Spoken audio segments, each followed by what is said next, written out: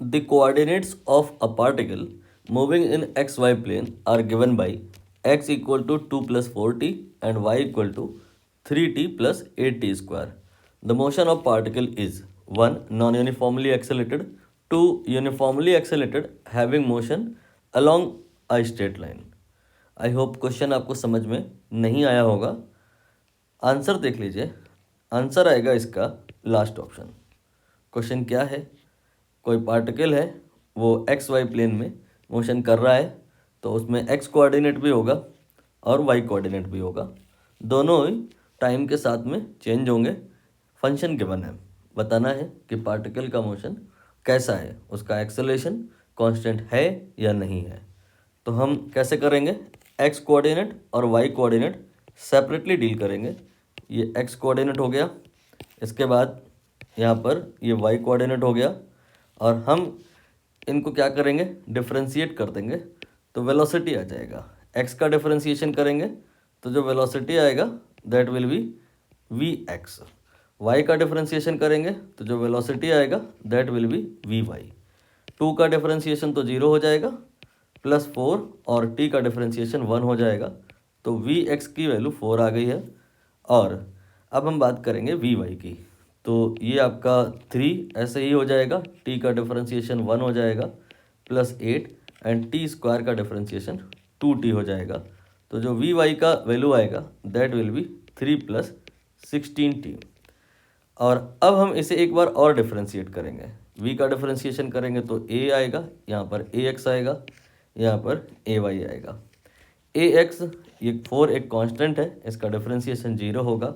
इसके बाद यहाँ पे 3 का डिफरेंशिएशन 0 होगा एंड t का डिफरेंशिएशन 1 होगा, तो ay 16 के बराबर आ गया है। ax और ay जो अगर आपको नोन हो गया है तो आप कंप्लीट एक्सेलेरेशन लिख सकते हो। It will be ax I cap then ay j cap. Values here are 0 and 16, so it will be 16 j cap, जो कि साफ साफ दिखाई दे रहा है कि t पे डिपेंड नहीं कर रहा है। इस कहानी में 16 जो आ रहा है ये एक कांस्टेंट है, एक्सेलेरेशन t पे डिपेंड नहीं कर रहा है। इससे ये प्रूफ हो गया कि जो मोशन होगा वो यूनिफॉर्मली एक्सेलेरेटेड होगा, क्योंकि एक्सेलेरेशन कैसा है, कांस्टेंट है। अब यूनिफॉर्मली एक्सेलेरेटेड अगर होगा तो motion along the straight line होगा या पैराबोलिक पाथ में होगा। दो ही पॉसिबिलिटी होती हैं यूनिफॉर्मली एक्सेलेरेटेड मोशन के केस में, या तो मोशन स्ट्रेट लाइन में होता है या तो पैराबोलिक पाथ में होता है। तो इसके लिए हम निकालते हैं v y upon v x. दरअसल ये v y upon v x का मतलब होता है d y divide by d t and then d x by d t. ये आ जाएगा d y by d x, मतलब ये इनडायरेक्टली जो y और x के बीच में इक्वेशन बनेगी उसका स्लोप है। और अगर वो कांस्टेंट आ जाए इन केस, तो इसका मतलब जो पार्टिकल मूव करेगा उसकी जो ट्रेजेक्टरी होगी, उसका जो स्लोप होगा वो कांस्टेंट होगा। उससे साबित हो जाएगा कि पार्टिकल स्ट्रेट लाइन में है।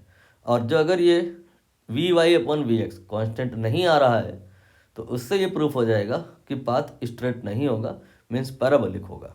यहाँ पर कितना आएगा, वी वाई ये आपने यहाँ पे निकाला था, that was 3 + 16t and then v x it was pure number.